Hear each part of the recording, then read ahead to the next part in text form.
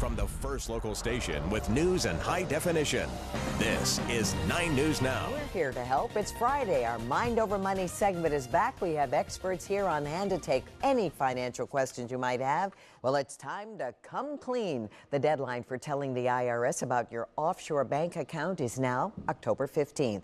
There are some dire warnings for those who don't comply. Let's talk about people who have some money and try to keep as much of it by putting it in offshore accounts. We say they have a deadline. They've got to come clean. Right. Well, basically what it is the IRS trying to enforce what is already an obligation of these taxpayers. The best way to put it in perspective is it's a fairness issue, it's a revenue issue. Fairness is that a lot of us pay tax on income the IRS already knows about.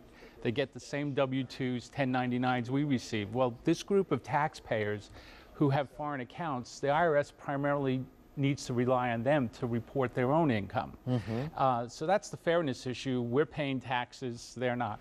The revenue issue, which is a big deal right now, it ties in with debt, is that some people have estimated that the lost revenue could be as much as $100 billion a year of lost revenue.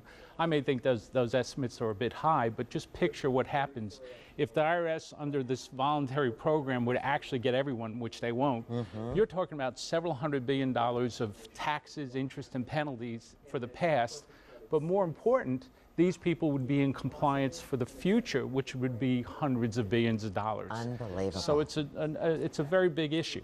And so, therefore, definitely come clean. You've got until October 15th. Not only could you face a penalty, but there could be some jail time if you don't come clean. And along the lines of penalty, when people first look at the penalties for the IRS, they think that the voluntary program is very heavy, but compared to the penalty that exists if they catch you first, it's small. All right, so you want to talk to Matt about that? You want to